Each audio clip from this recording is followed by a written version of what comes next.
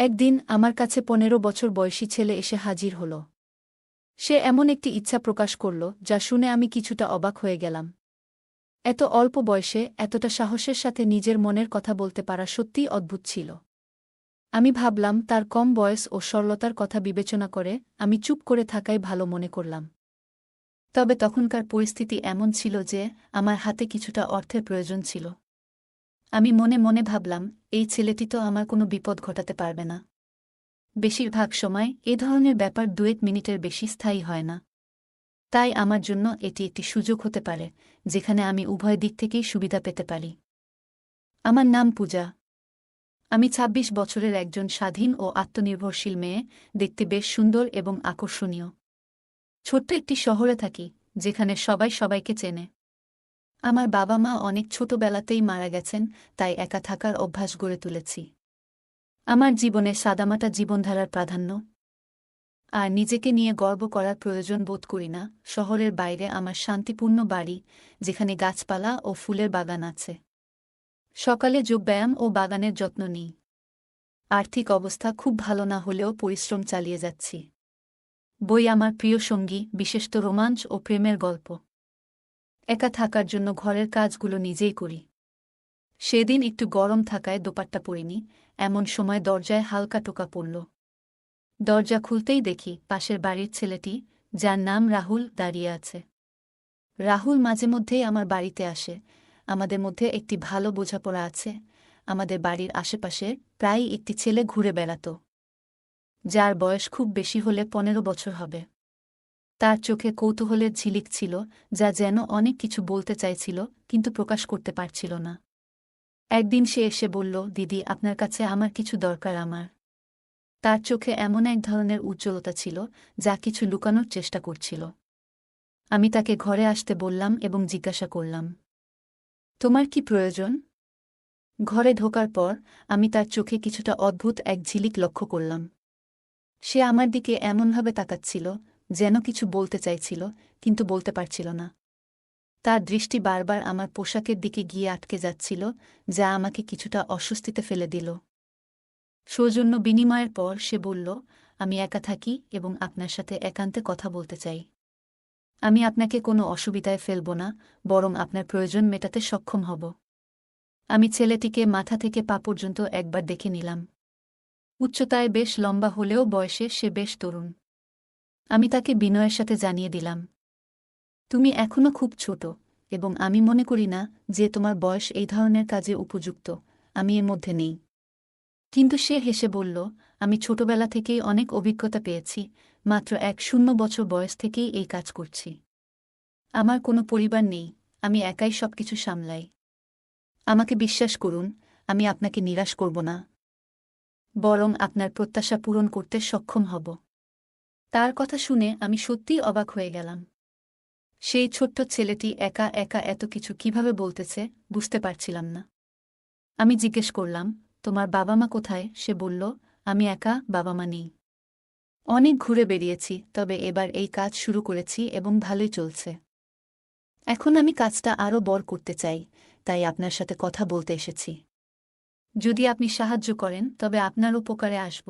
তার এই কথা শুনে আমি অবাক হলাম। আসলে আমারও এমন একজন সহকারীর প্রয়োজন ছিল যে ছোটখাটো কিছু কাজ সামলে দেবে, আর সেও আমাকে এমন প্রস্তাব দিয়ে দিল। পরের কথাটা ছিল, যদি তার সাথে চুক্তি করি তবে প্রতি মাসে কিছু অর্থ পাব, যা আমার জীবিকার জন্য বেশ সহায়ক হবে। তবে এটাও ভাবলাম, যদি কোনো কারণে সে সময়মতো অর্থ দিতে না পারে তবে আমার জন্য সমস্যা হতে পারে। তবে সে ছিল মাত্র ১৫ বছরের এবং সহজেই তাকে আমার প্রয়োজন অনুযায়ী পরিচালনা করতে পারব। তাই নিজের সুবিধা বিবেচনা করে চুক্তি পাকাপাকি করলাম। আমিও একা ছিলাম, তাই দোকানটি তাকে ভাড়া দিয়ে দিলাম। সে বলল, দোকানেই সে থাকতেও চায়, কারণ তার আপনজন বলতে কেউ নেই। এতদিন রাস্তার উপর কাজ করত, এখন দোকানেই সেটি চালাবে। এতে আমারও আপত্তির কিছু ছিল না। ঠিক আছে, শুধু সময়মতো টাকা দিয়ে দিও, বললাম তাকে। এরপর সে দোকানে নারীদের ব্যবহারের কিছু জিনিসপত্র নিয়ে এসে সাজিয়ে রাখল। দেখতে পেলাম মাত্র কয়েক দিনের মধ্যেই তার কাজ বেশ ভালোই জমে উঠেছে। সারাদিন দোকান খোলা রাখত, আর অনেক মহিলারা তার দোকানে জিনিস কিনতে আসতেন। রাত হলে দোকানেই ঘুমিয়ে পড়ত।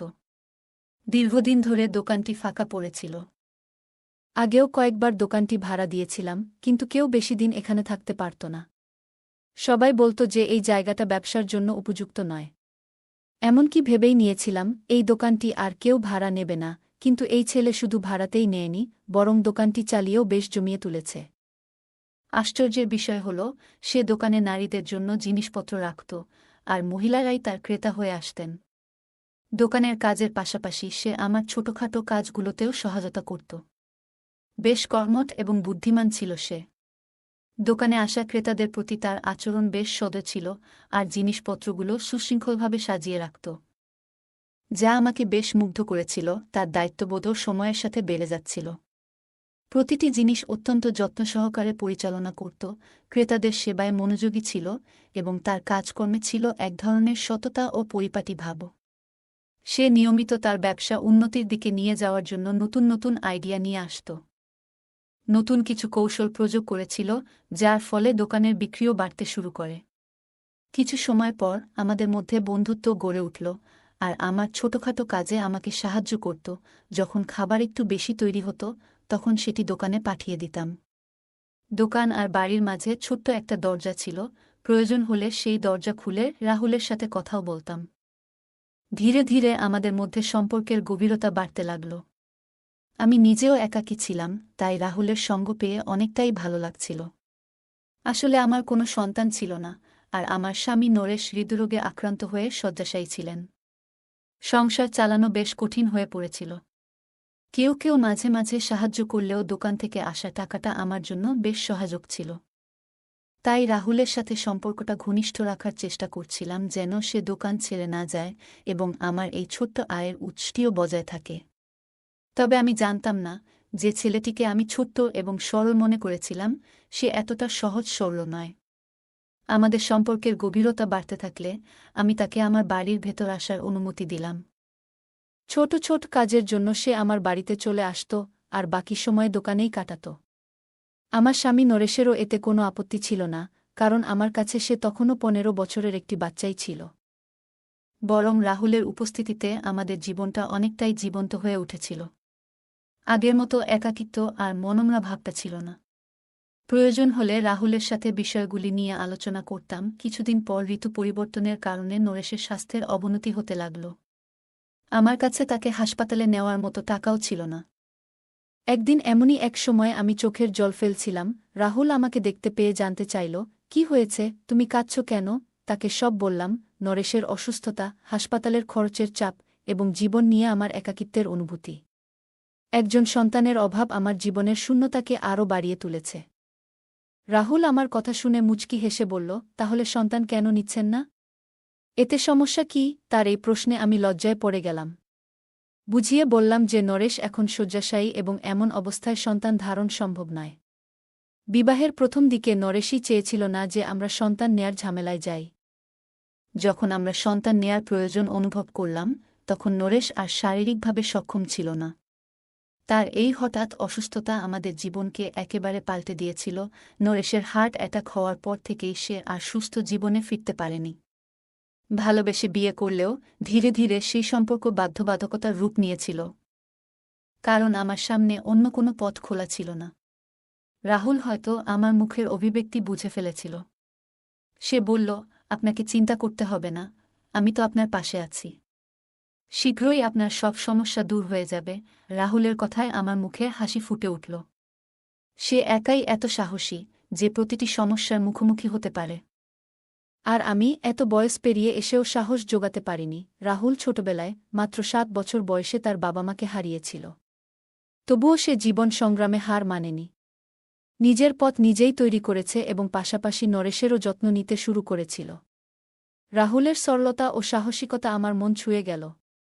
তার কথাগুলি আমাকে সামান্য হলেও স্বস্তি এনে দিল। সে আমার পাশে থাকার প্রতিশ্রুতি দিল এবং আমার একাকিত্বে সঙ্গী হওয়ার প্রস্তাব করল। এতে আমার মনে কিছুটা সাহস ফিরল। আমি বললাম, রাহুল, তোমার প্রতি আমি সত্যিই কৃতজ্ঞ। তোমার কথাগুলি যেন আমার জীবনে নতুন আশার আলো নিয়ে এসেছে। আমার কথায় সামান্য স্বস্তি হচ্ছিল। রাহুল বলল, জীবনে সমস্যা আসবেই, কিন্তু আমরা একসাথে সেগুলো পার করতে পারব। তোমার একা সবকিছু সামলানোর দরকার নেই। তোমার পাশে একজন সঙ্গী থাকা উচিত, আর আমি আছি তোমার সাথে। আমরা একসাথে নরেশের যত্ন নেব এবং তোমার সমস্যাগুলো দূর করার চেষ্টা করব। রাহুলের কথায় যে আন্তরিকতা ও সত্যতা ছিল তা আমাকে গভীরভাবে ছুঁয়ে গেল। সে নিজেই অনেক কঠিন সময় পার করেছে, তবু কখনো হাল ছাড়েনি। তার দৃঢ় মনোবল ও নিষ্ঠা আমাকে অনুপ্রাণিত করল, তার কথাগুলো আমাকে প্রশান্তি এনে দিল। রাহুলের সাহসিকতা এবং তার ইতিবাচক মনোভাব আমাকে আবারও জীবনের প্রতি বিশ্বাস ফিরিয়ে দিল। তোমার সঙ্গ আমার জন্য অনেক মূল্যবান, বললাম রাহুলকে। কিন্তু তোমারও তো নিজের জীবন আছে, নিজের স্বপ্ন আছে। তোমার এত দায়িত্ব কাঁধে নেওয়ার প্রয়োজন নেই, বললাম তাকে চিন্তা ও সম্মানের সাথে। রাহুল শান্তভাবে উত্তর দিল, আমি অনেক কিছু হারিয়েছি পূজা, কিন্তু অনেক কিছু অর্জনও করেছি। জীবন পথ চলায় সব সময় সহজ হয় না, কিন্তু যখন আমরা অন্যের পাশে দাঁড়াই তখন এক বিশেষ ধরনের আনন্দ পাই। নরেশের যত্ন নেওয়াও আমার কাছে একটি দায়িত্ব, কারণ আমি জানি তিনি তোমার জীবনে কতটা গুরুত্বপূর্ণ। তার কথাগুলো শুনে আমি এক মুহূর্তের জন্য থমকে গেলাম। ভাবতে লাগলাম, কেউ কি সত্যিই এতটা নিঃস্বার্থভাবে সহায়ক হতে পারে? তবে এসব চিন্তা এড়িয়ে দিলাম। যখনই আমি কোনো কাজে বাইরে যেতাম, রাহুলই নরেশের পাশে থাকত এবং তার সঙ্গ দিত। তাদের মধ্যে ঠিক কী কথোপকথন হতো আমি জানতাম না। তবে আমাকে দেখলে রাহুল শান্ত হয়ে যেত। রাহুল প্রতিশ্রুতি দিয়েছিল সে আমার সকল অভাব পূরণ করবে। তার এ কথায় আমার মুখে হাসি ফুটে উঠেছিল। আমি সন্তানের অভাব অনুভব করছিলাম, আর এই শূন্যতা পূরণের ইচ্ছে আমার মধ্যে ছিল। তবে এই ইচ্ছা রাহুল কিভাবে পূরণ করবে সেটি আমার কাছে ছিল এক প্রশ্ন। তবুও তার আনন্দের জন্য আমি মনের কষ্টটা গোপন করে হাসি মুখে ছিলাম। কিছুদিন পর হঠাৎ করে আমার শারীরিক অবস্থা কিছুটা পরিবর্তন অনুভব করলাম।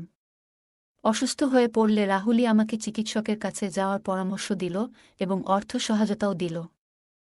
চিকিৎসকের কাছে গেলে জানা গেল আমি গর্ভবতী। এটা শুনে যেন মাথার উপর আকাশ ভেঙে পড়ল। নরেশের স্বাস্থ্যের অবস্থা বিবেচনায় এটা কিভাবে সম্ভব? আমি কাপা হাতে রিপোর্ট নিয়ে বাড়ি ফিরলাম। ভয় নিয়ে নরেশকে বিষয়টি জানালে সে মুচকি হেসে বলল, এটা তো। নরেশ হেসে বলল, সম্ভবত আমি এখন একজন সন্তানের বাবা হওয়ার জন্য প্রস্তুত।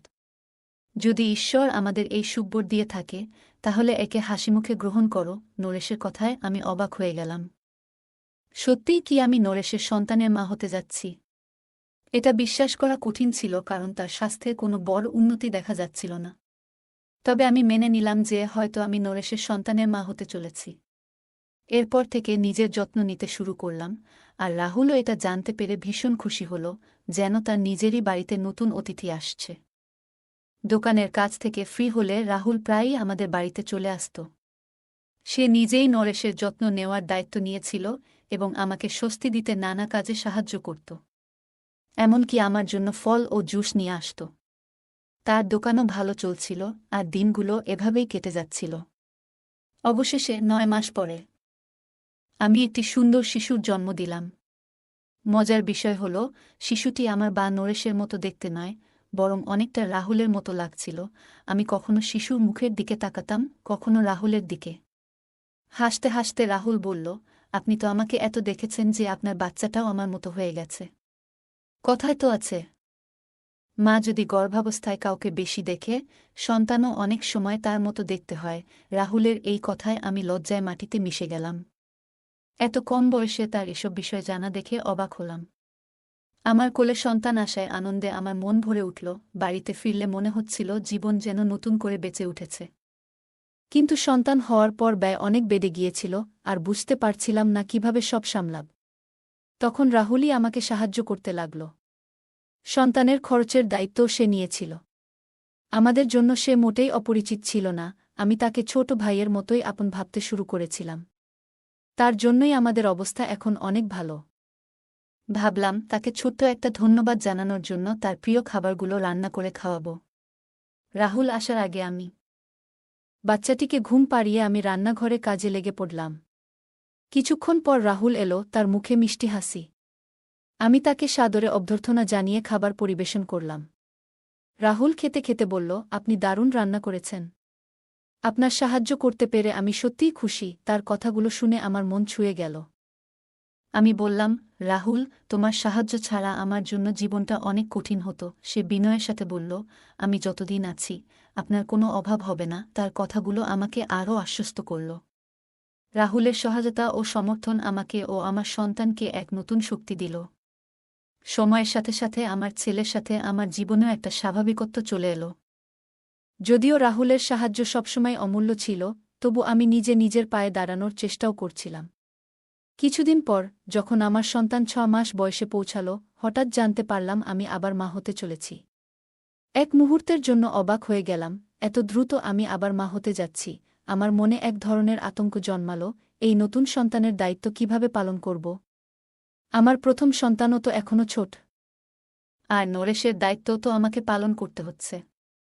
আমার চিন্তা দেখে নরেশ বলল, ঈশ্বর আবারও আমাদের আশীর্বাদ দিতে চলেছেন, এতে ভয় পাওয়ার কিছু নেই। আমাদের প্রথম সন্তান যেমন এসেছিল তেমনই দ্বিতীয়টিও আসবে। আমি মাথা নত করে বললাম, আমাদের দায়িত্ব সবই রাহুলের কাঁধে।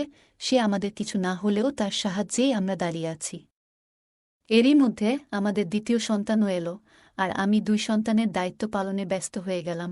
আমি এত ব্যস্ত ছিলাম যে নরেশের দেখভালের সময় পেতাম না, যা পুরোপুরি রাহুলের উপর নির্ভরশীল হয়ে পড়েছিল।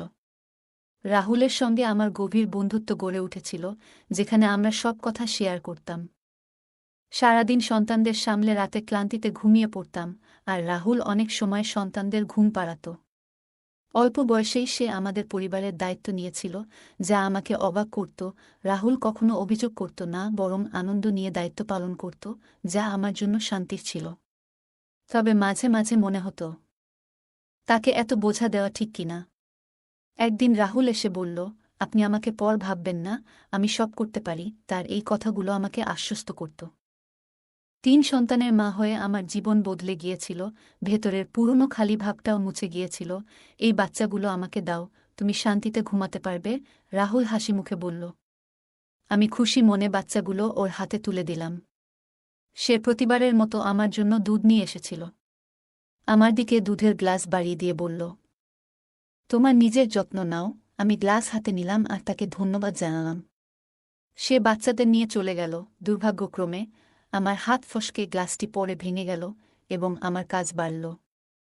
আমি তাড়াতাড়ি ঘর পরিষ্কার করলাম এবং ক্লান্ত শরীরে বিছানায় শুয়ে পড়লাম। কিছুক্ষণ পরেই আমার মনে হল, যেন কেউ আমার ঘরে এসে উপস্থিত হয়েছে। আমার শ্বাস বন্ধ হয়ে আসছিল। মনে হচ্ছিল কেউ ঘরে ঢুকে পড়েছে। হঠাৎ বোধ করলাম কেউ যেন আমার বিছানার কাছে এসে উপস্থিত হয়েছে। ভয়ে আমি চিৎকার করে উঠলাম, আর আমার আওয়াজে নরেশও জেগে উঠল। আমি তাড়াতাড়ি ঘরের আলো জ্বালালাম, আর তখন যা দেখলাম, তাতে আমার হাত পা ঠান্ডা হয়ে গেল। পাড়ার একজন লোক আমার দিকে তাকিয়েছিল। প্রথমে সে বিব্রত হয়ে কিছুক্ষণ চুপ রইল, তারপর বলল, আমি তো কিছু করিনি। তোমার স্বামী আমাকে নিজেই অনুমতি দিয়েছিলেন, যেন আমি প্রতিদিন এখানে এসে সময় কাটাতে পারি। তিনি বলেন, এভাবেই তিনি কিছু টাকা আয় করতে পারবেন এবং সংসারের কিছুটা খরচ মেটাতে পারবেন। লোকটির কথা শুনে আমি হতবাক হয়ে গেলাম। সে বলল, তোমার স্বামী নিজেই আমাকে বলেছিলেন আমি যেন তোমার কাছে এসে কিছু অর্থ উপার্জনের পথ খুঁজি, যাতে এই সংসারের পরিস্থিতি কিছুটা ঠিক করা যায়। আমার চিৎকার শুনে রাহুল ছুটে ঘরে এসে ঢুকল, আর লোকটি তাকে দেখে বলল, রাহুল, তুই তো বলেছিলি যে ও ঘুমিয়ে থাকবে, কিন্তু সে তো জেগে উঠেছে। এই কথাগুলো শুনে আমার পায়ের নিচের মাটি যেন সরে গেল। রাহুল ভয় পেয়ে আমার দিকে তাকাল। আমি বুঝতে পারছিলাম না ব্যাপারটা আসলে কি। লোকটি অসন্তুষ্ট হয়ে গালিগালাজ করে বের হয়ে গেল। আমি বিরক্ত হয়ে রাহুলকে জিজ্ঞেস করলাম, এটা সব কি হচ্ছে? তখন রাহুল বলল, আপনার স্বামীর কাছে এই ঘর চালানোর মতো টাকা ছিল না। এজন্য তিনি আমাকে বাধ্য করেন আপনার ব্যাপারে সিদ্ধান্ত নিতে। যখন কেউ ক্রেতা আসত, আমি আপনার সন্তানদের নিয়ে যেতাম এবং দুধে ঘুমের ওষুধ মিশিয়ে আপনাকে ঘুম পাড়িয়ে দিতাম। তারপর ক্রেতা আর চলে যেত। এই 3টি সন্তানও ঠিক একই ধরনের একজন ক্রেতার। কারণ নরেশ ভাই পিতা হওয়ার মতো সক্ষম নয়। রাহুল বলল, আমি আপনার সাথে কিছু খারাপ করিনি। যেটা আপনার স্বামী বলেছিলেন, আমি সেটাই করেছি। আমি আপনাকে আপনার স্বামীর অনুমতি নিয়ে বিক্রি করেছিলাম। রাহুলের কথায় আমার পুরো রক্তক্ষরণ শুরু হল। আমি অসুস্থ বোধ করছিলাম। আমি অবাক হয়ে নরেশের দিকে তাকালাম, সে চোখ এড়িয়ে যাচ্ছিল। পরে সে বলল, আমার অসুস্থতার কারণে বাড়ির পরিস্থিতি খারাপ হয়ে গেল। আমি তোমাকে সন্তানও দিতে পারিনি। অর্থাভাব দেখা দিল। এই সব দেখেও আমার হৃদয় কষ্ট পাচ্ছিল।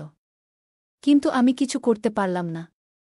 তাই যখন আমাকে বোঝা গেল রাহুল কি করছে, তখন আমি বললাম, প্রতিদিন তুমি তাকে কোথাও বিক্রি করে দাও। আমি তো ঘুমের ওষুধের কারণে কিছুই বুঝতে পারিনি। রাহুল এসে ক্রেতাকে নিয়ে আসত এবং সকাল হওয়ার আগেই ক্রেতা চলে যেত। সন্তান হওয়ার কারণে তুমি খুশি হয়ে গিয়েছিলে এবং আমাদের জীবনযাত্রাও পাল্টে গিয়েছিল। আমি শুধুমাত্র এটা চাইতাম। নরেশের কথা শুনে আমি মাথা ধরেছিলাম। আমি বিশ্বাসই করতে পারছিলাম না যে আমার স্বামী আমার উপর এত বড় অত্যাচার করেছে। ঘরের পরিস্থিতি পরিবর্তনের জন্য এবং সন্তানদের জন্য রাহুলের সঙ্গে মিলে তিনি আমার জীবনকে এভাবে বিক্রি করেছেন। আমি কাঁদতে লাগলাম। যখন কান্না থামিয়ে কিছুটা শান্ত হলাম, আমি রাহুলের সামনে হাত জোর করে বললাম, আমাদের জীবন, তুমি চলে যাও। তোমার আসার আগে আমরা অভাবে কাটালেও আমার স্বামী কখনো আমার সম্মানের সাথে খেলা করেনি। তার মনে কখনো এমন চিন্তা আসেনি। আমি বুঝতে পারছি তোমার শিক্ষার কারণে এমন হয়েছে। তুমি যে নারীদের নিয়ে একটি বিশেষ ব্যবসা শুরু করেছ, সেটা একটা উপায়। এইভাবে তুমি নারীদের দুর্বলতা কাজে লাগাচ্ছ। আমি রাহুলকে অবিলম্বে দোকান খালি করতে বললাম এবং তার হাত থেকে আমার ৩টি ছোট সন্তানকে করে নিলাম। তারা আমার সামনে দাঁড়িয়েছিল, কিন্তু তাদের বাবার পরিচয় আমার কাছে অজানা ছিল। আমি নিজেকে খুব বোকা মনে করছিলাম যে এতদিন আমি বুঝতে পারিনি যে এই সন্তানগুলো আমার স্বামীর নয়। কেন আমি তাদের দুজনের হাতে এইভাবে প্রতারিত হলাম, সেটা ভাবতেই আমার মন চুপসে যাচ্ছিল। রাহুলের জন্য আমার এই সমস্যার সূচনা হয়েছিল, তবে নরেশও দায়ী। কিন্তু আমি কি করব? আমি তো নরেশের সাথে বিয়েটা করেছি এবং তার পরিস্থিতি এমন ছিল যে আমি তাকে ছেড়ে যেতে পারিনি। তাই বাধ্য হয়ে আমি তার সাথে জীবন কাটাতে শুরু করলাম। রাহুল দোকান ছেড়ে চলে গেল। আমি সেখানে কিছু টাকা জমা করে নারীদের জিনিসপত্র নিয়ে দোকান চালানো শুরু করলাম। ক্রেতারা আগে থেকেই প্রস্তুত ছিল। তাই আমার দোকান চলতে লাগল এবং আমি সংসার চালাতে লাগলাম। আমি আমার সন্তানদের কাছে গিয়ে তাদের নিজেদের কাছে নিয়ে বুকে জড়িয়ে ধরলাম। তাদের বাবার পরিচয় আমি জানি না, কিন্তু আমি জানি আমি তাদের নিজের গর্ভে ধারণ করেছি, তাই তাদের প্রতি আমার ভালোবাসা কমেনি। আমার মন এখনও সেই ধাক্কা থেকে সেরে উঠতে পারেনি যে আমার স্বামী এবং তার বন্ধুরা আমার বিশ্বাসের সাথে এত বড় প্রতারণা করেছে। কিন্তু সময়ের সঙ্গে সঙ্গে আমি আমার জীবনে নতুন একটি দিশা পেতে চাইছিলাম। আমি আমার সন্তানদের সঙ্গে নতুন একটি অধ্যায় শুরু করতে চেয়েছিলাম যাতে তাদের ভবিষ্যৎকে উন্নত করতে পারি। দোকানটি এখন আমার দায়িত্ব হয়ে গিয়েছে। প্রতিদিন সকালে সন্তান স্কুলে পাঠানোর পর দোকানে এসে ক্রেতাদের চাহিদা পূরণ করা আমার দিনচর্যা হয়ে উঠেছিল। কিছুকাল পর আমি ধীরে ধীরে আমার কঠোর পরিশ্রম দিয়ে দোকানকে এগিয়ে নিতে শুরু করলাম। আমার তৈরি করা পণ্যগুলোর বাজারে বেশ প্রশংসা হতে লাগল এবং আমার শ্রমের ফলস্বরূপ সবকিছু ভালোভাবে চলতে শুরু করল। বেশ কয়েক বছর পরে, যখন আমি আমার সাফল্যগুলো দেখি এবং আমার সন্তানদের হাসি শুনি, তখন বুঝতে পারি যে আমার পরিশ্রম এবং সংগ্রাম আমার জীবনকে নতুন একটি পথে নিয়ে গেছে। আমি আমার জীবনে অনেক কিছু হারিয়েছি, কিন্তু এর চেয়েও বেশি পেয়েছি। আমার সন্তান এখন আমার জীবনের সবচেয়ে বড় শক্তি।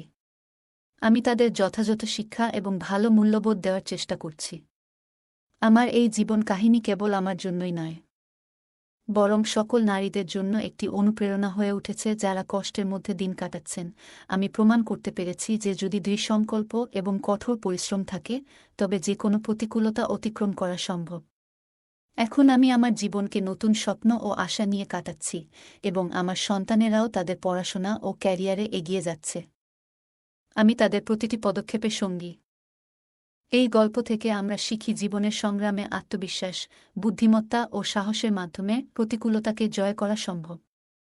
এটি পূজার জীবনের লড়াই এবং রাহুলের প্রতি তার সম্পর্কের আখ্যান, যা সম্পর্কের জটিলতা ও মানবিক বন্ধনকে তুলে ধরে। পূজার গল্পে দেখা যায় স্বাবলম্বিতা ও দৃঢ় মানসিকতা কঠিন পরিস্থিতিতেও নিজেকে টিকিয়ে রাখতে সাহায্য করে। রাহুল, একজন তরুণ হলেও, পরিবারকে সহায়তা ও দায়িত্ব পালন করে। এই কাহিনী আমাদের শেখায় যে ইতিবাচক মানসিকতা দিয়ে যে কোনো পরিস্থিতি মোকাবেলা সম্ভব। এই গল্পটি প্রমাণ করে যে সম্পর্কের সফলতা শুধুমাত্র বয়স, লিঙ্গ বা পারিবারিক প্রেক্ষাপটে নির্ভরশীল নয়, বরং এটি নির্ভর করে আমরা একে অপরের সাথে কেমন আচরণ করি এবং কতটা সহানুভূতিশীল হই।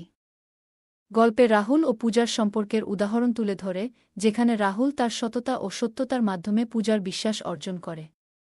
রাহুল কখনোই তার প্রযোজনগুলো গোপন করেনি, বরং সৎ থেকে পূজার জীবনে সহায়ক ভূমিকা পালন করেছে। গল্পের মূল শিক্ষা হল, সততা ও সত্যতার চেয়ে মূল্যবান কিছু নেই।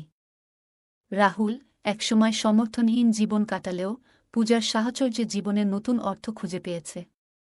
তাদের সম্পর্কটি প্রমাণ করে যে, সত্যিকারের বিশ্বাস ও ভালোবাসা থাকলে সম্পর্কের মধ্যে কোনো সন্দেহ থাকে না। পূজা ও রাহুল উভয়েই জীবনযুদ্ধে লড়ছে। পূজা তার স্বামীর অসুস্থতা ও আর্থিক সংকট সামলাতে চেষ্টা করছে, আর রাহুল তার চ্যালেঞ্জগুলোকে সাহসের সাথে মোকাবিলা করছে। গল্পটি আমাদের শেখায় যে, জীবনে আসা সমস্যাগুলো এড়ানো যায় না, বরং সাহসের সাথে সেগুলোর মোকাবিলা করতে হয়। বন্ধুরা, আজকের গল্পটা অনেক বেশি স্পেশাল। আশা করছি তোমাদের ভালো লাগবে। বাংলা অডিও স্টোরি চ্যানেলে নিয়মিত গল্প পাবেন, তাই গল্পগুলো ভালো লাগলে ভিডিওটি লাইক, শেয়ার এবং চ্যানেলটি সাবস্ক্রাইব করে পাশে থাকুন।